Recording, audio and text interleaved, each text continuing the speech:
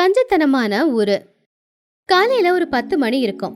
குஹுவாத்தும் லூசிபுராவும் பெரிய பெரிய ட்ராலி பேக்கை இழுத்துக்கிட்டு ஊருக்கு நடுவுல வந்து நின்னாங்க. அப்ப அங்க ஒரு மரத்துக்கு கீழே துணி, சிச்சு, சோட்டு 3 பேரும் நின்னுக்கிட்டு இருந்தாங்க. Hi friends, surprise! இந்த வீக்கெண்டை கொண்டாடுறதுக்காக நாங்க உங்க ஊருக்கு வந்திருக்கோம். இனி இந்த வீக்கெண்ட் உங்க கூட தான். கிராமத்தோட அழகையும் கிராமத்தோட சாப்பாட்டையும் ரசிச்சு ருசிச்சு சாப்பிட வந்திருக்கோமே, எங்களை வரவேற்க மாட்டீங்களா? அவங்க 2 பேரை பார்த்த உடனே 3 பேருமே ரொம்பவும் ஷாக் ஆயிட்டாங்க.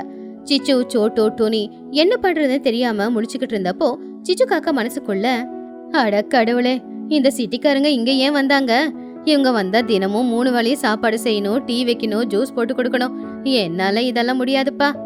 அப்போ துணியும் பயந்து போய், ஆமா சிச்சு, என் வீட்டுல ரேஷன் அரிசியை விட்ட வேற எதுவுமே இல்ல. இதுல இவங்களை எப்படி சமாளிக்கிறது? இவங்களை துரத்த ஒரு வழி சொல்லு. கவலைப்படாதீங்க, நம்ம கஞ்ச குணம் என்னன்றத காட்டினா அவங்களே அதை பார்த்து பயந்து ஓடி போயிடுவாங்க, பாருங்க. என்ன ஃப்ரெண்ட்ஸ், என்னாச்சு? அங்க எங்களை விட்டுட்டு என்ன பேசிக்கிட்டு இருக்கீங்க? அப்போ சிச்சு காக்கா, அதெல்லாம் ஒண்ணும் இல்ல லூசி, நீங்க வரீங்கன்னு முன்னாடியே சொல்லியிருந்தா ஊரோட எல்லையில போர்டு வச்சிருப்போம், சொந்தக்காரங்க உள்ள அலோடு இல்லன்னு. சும்மா ஜோக்கு. சரிங்க சரிங்க.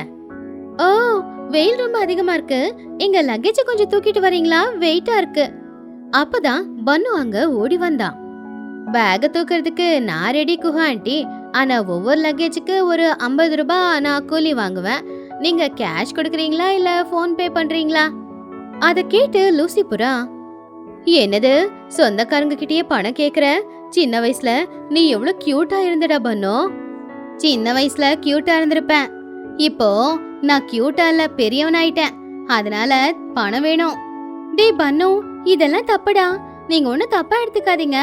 அவன் 50 ரூபா கேக்குறான்ல, கொஞ்சம் டிஸ்கவுண்ட் பண்ணிக்கிட்டு ஒரு 40 ரூபா போட்டு கொடுங்க. குஹுவும் லூசியும் அதை கேட்டு ரொம்பவே ஷாக் ஆயிட்டாங்க. வேற வழி இல்லாம அவங்க லக்கேஜ அவங்களே எடுத்துக்கிட்டு துணியோட வீட்டுக்குள்ள வந்து உட்காந்துக்கிட்டு இருந்தாங்க. அவங்க 2 பேருக்குமே ரொம்ப தாகமா இருந்துச்சு. டோனி, ஜர்னி பண்ணி ரொம்ப டயர்டா இருக்கு, ரொம்ப தாகமாவும் இருக்கு. குடிக்கிறதுக்கு ஜூஸ் இல்ல காஃபி டீ ஏதாவது குடுக்கறியா? டீ காஃபியா?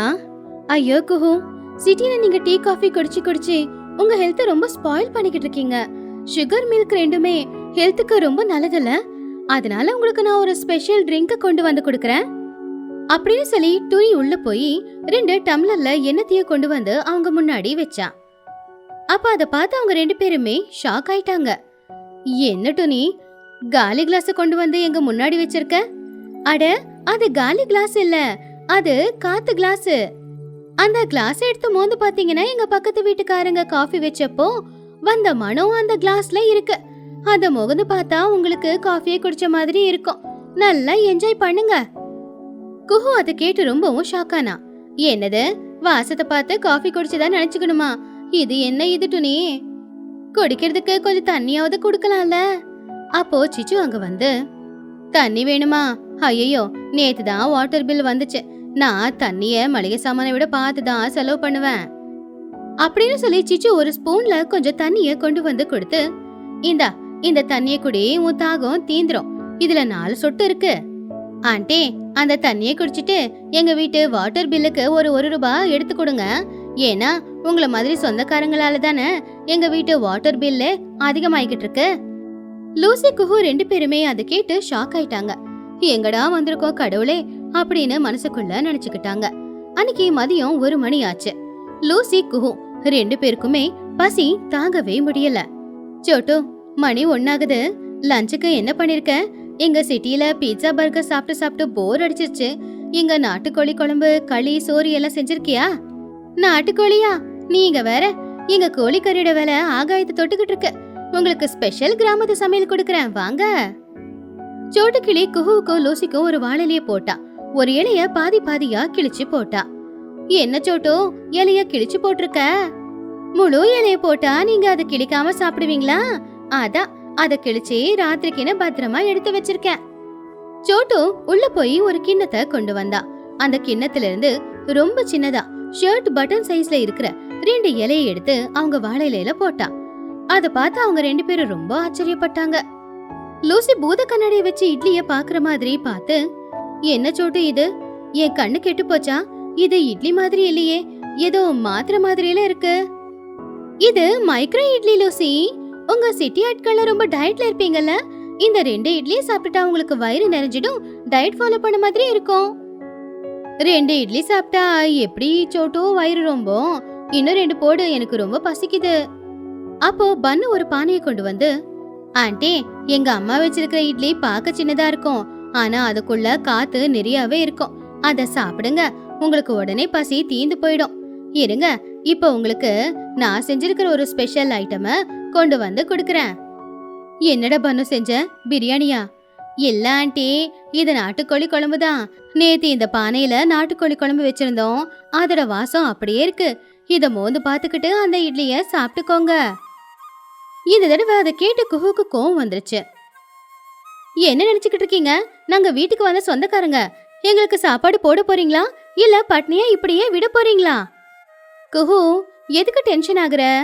உனக்கு சாப்பாடு சமைக்கணும்னா அதுக்கு முதல்ல கேஸ் வேணும். கேஸ் விலை எப்படி இருக்குன்னு தெரியுதுல்ல. நாங்களே பச்சை காய்கறி சாப்பிட்டுட்டு தான் வாழ்ந்துகிட்டு இருக்கோம். உனக்கு ஒரு கத்திரிக்காயை கொடுக்கவா? அதை கடிச்சுக்கிட்டு சாப்பிடுறியா? லூசி குஹு 2 பேருக்குமே அந்த மைக்ரோ இட்லி பத்தவே இல்ல. ஆனாலும் வேற வழி இல்லாம அது 2 சாப்பிட்டுட்டு பசியோடவ 2 பேரும் உக்காந்துக்கிட்டு இருந்தாங்க. சாயந்தரம் ஒரு 5 மணி இருக்கும். ரொம்ப வேக்காடா இருந்துச்சு. குஹு குளிக்கலான்னு சொல்லி பாத்ரூம் கிட்ட போனா. சீச்சு, எனக்கு ரொம்ப வெக்கையா இருக்கு, நான் குளிக்கணும், ஒரு பக்கெட் தண்ணி கொண்டு வந்து பாத்ரூம்ல வைக்கிறியா? சிச்சு காக்கா உடனே அங்க வந்து, பக்கெட்டு தண்ணியா? கடவுளே, ஒரு குளியலுக்கு பக்கெட்டு தண்ணியா? நாங்க வீட்ல எல்லாருமே சேர்ந்து ஒரு பக்கெட் தண்ணியில தான் குளிப்போம்.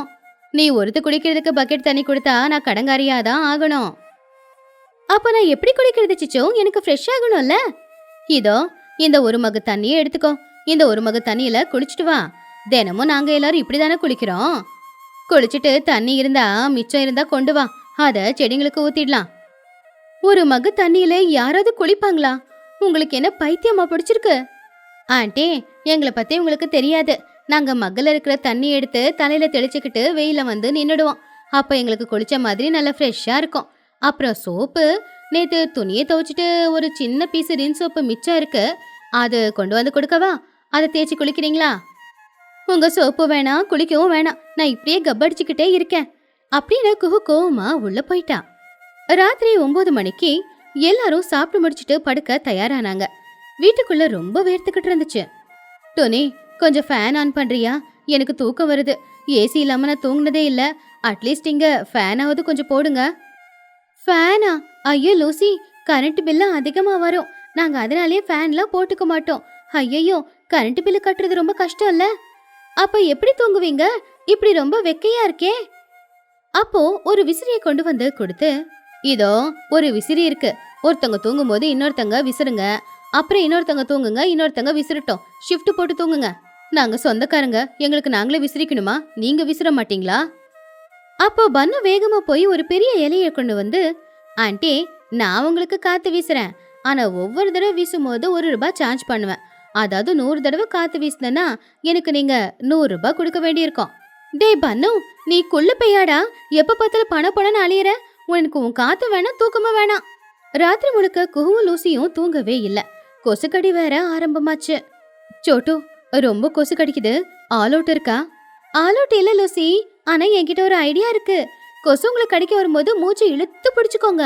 அப்ப அந்த கொசு நீங்க செத்து போயிட்டு தான் நினைச்சு உங்களை கடிக்காம பாவம்னு சொல்லி அங்கிருந்து போயிடும். லூசியும் குஹுவும் இதை கேட்டு தலையில அடிச்சுக்கிட்டாங்க. கடவுளே, எப்படா காலையில விடியும், எப்ப இந்த ஊரை விட்டு ஓடலாம் அப்படின்னு நினைச்சுக்கிட்டு இருந்தாங்க. அப்படியே காலையில விடிஞ்சிருச்சு. விடிய காலையில சூரியன் இன்னும் வெளியில வரவே இல்ல. அதுக்குள்ள குஹுவும் லூசியும் கிளம்பிட்டாங்க. குஹு, சீக்கிரமா வா போலாம். இந்த ஊர்ல நம்மளால இருக்கவே முடியாது. இவங்கெல்லாம் எழுந்திருக்கிறதுக்கு முன்னாடியே நம்ம சிட்டிக்கு போகலாம். ஆமா லூசி, சிட்டியில பொல்யூஷன் இருந்தாலும் பரவாயில்ல, இந்த கிராமத்துல இவ்வளவு கஞ்ச பிசினாரிங்களோட நம்மளால வாழ முடியாது. அப்படி அவங்க 2 பேரும் வெளியில ஓடி வந்தப்போ, வெளியில சிச்சு காக்கா, சோட்டோ, பன்னோ, டோனி எல்லாரும் ஒரு புக்கு படிச்சுக்கிட்டு நின்னுக்கிட்டு இருந்தாங்க.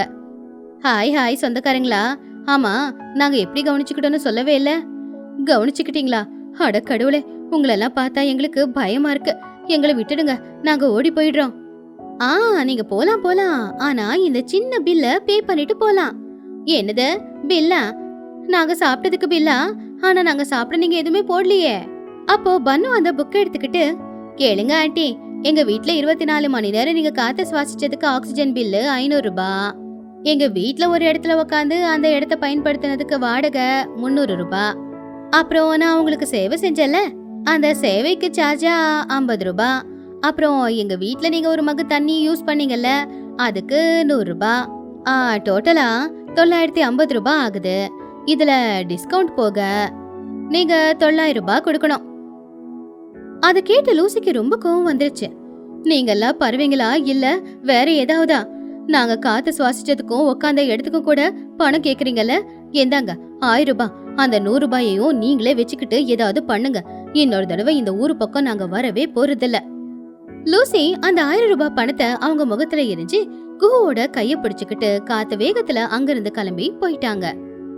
குஹு போகும்போது, நல்ல வேலை, இனிமே இந்த கிராமத்துக்கு வரவே கூடாது. அப்படி அவங்க போனதுக்கு அப்புறமா அங்க இருந்தவங்க எல்லாருமே சத்தமா சிரிக்க ஆரம்பிச்சிட்டாங்க. பாத்தியாமா, நம்ம மிஷன் இன்னைக்கு கம்ப்ளீட் ஆயிடுச்சு. இனிமே இந்த சிட்டி சொந்தக்காரங்கள நம்ம வீட்டுக்கு வரமாட்டாங்க. ஆமாடா பண்ணு, சும்மா சிட்டில இருந்து வருது, எதுவும் செய்யாம சும்மா உக்காந்துக்கிறது, அப்புறம் சிட்டியோட பெருமைய பேசிட்டு போறது. சரி விடுங்க, 1000 ரூபாய் இருக்கு. இன்னைக்கு ராத்திரி சிக்கன் பிரியாணி செஞ்சு சாப்பிடலாம். நாம கஞ்ச பிஸ்னாரிங்க இல்ல, புத்திசாலிங்க.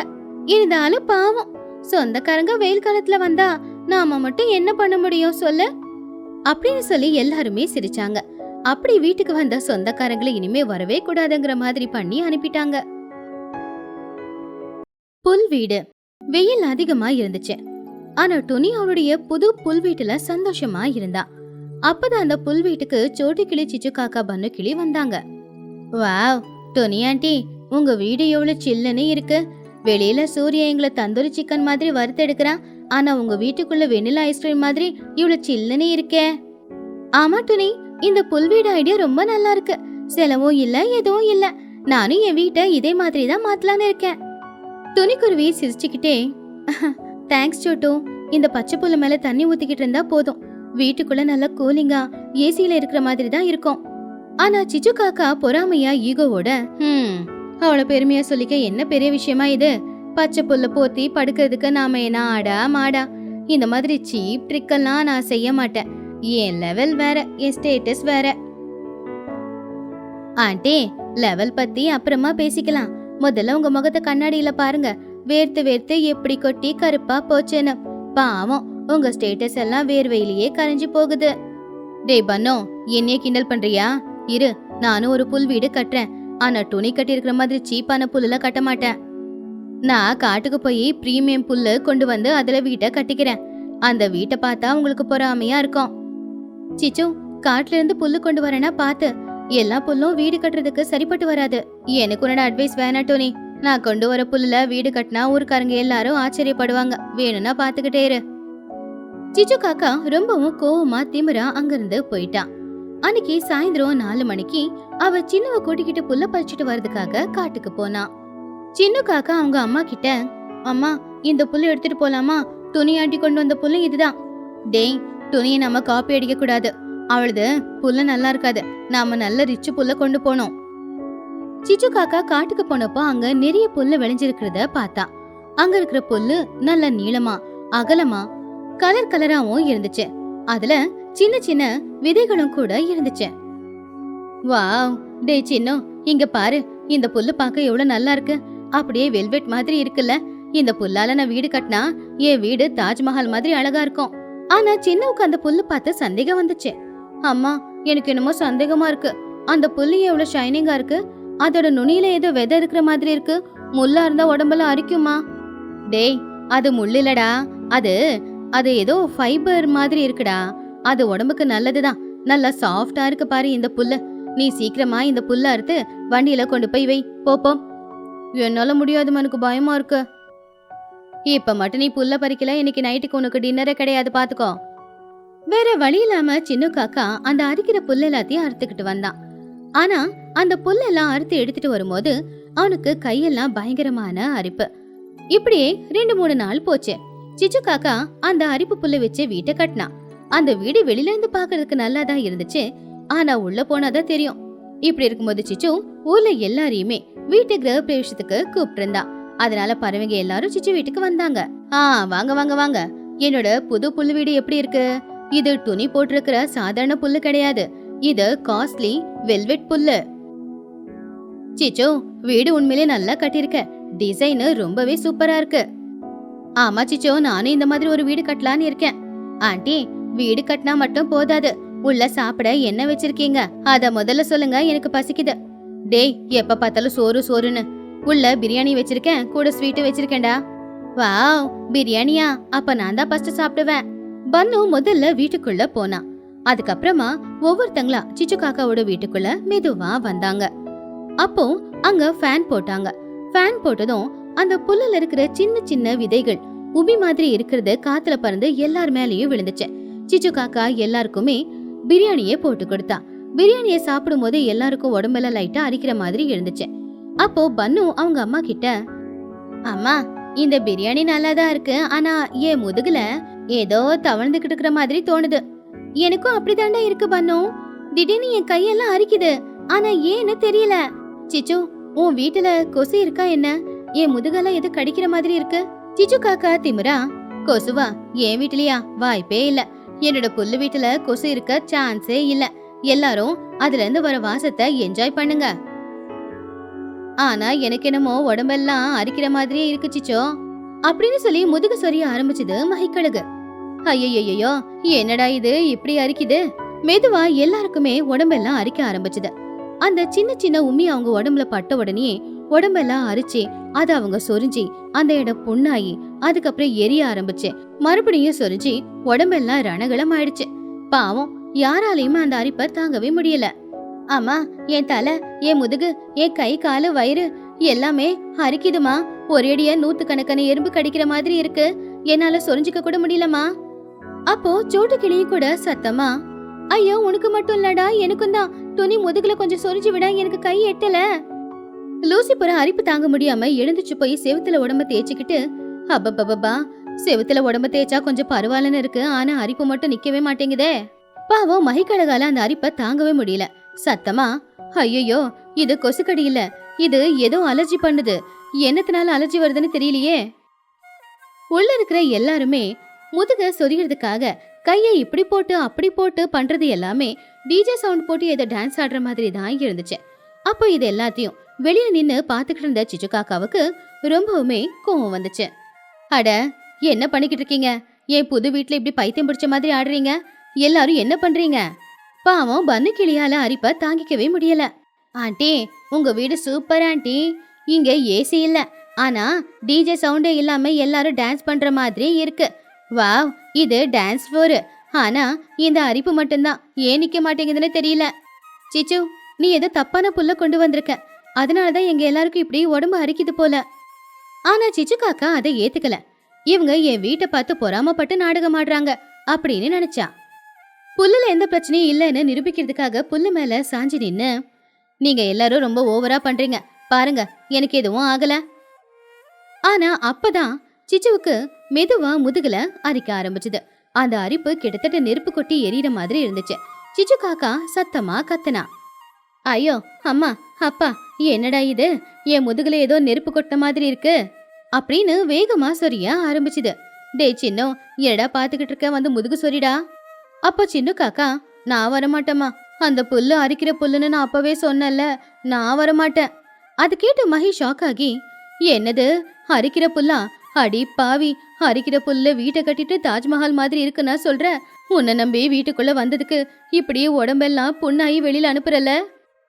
பன்னுக்கிளி தரையில உருண்டு பிறண்டு சிரிச்சுக்கிட்டே, ஆண்டி, காஸ்ட்லி நீங்க, வெல்வெட் நீங்க, இப்ப சொரிஞ்சுக்கோங்க. பிரியாணி கூட சேர்த்து இந்த அரிப்பையும் கொடுத்து எங்களை சந்தோஷப்படுத்த பாக்குறீங்களா? இப்ப நீங்க சொரிஞ்சுக்கிட்டே நல்லா சந்தோஷமா இருங்க.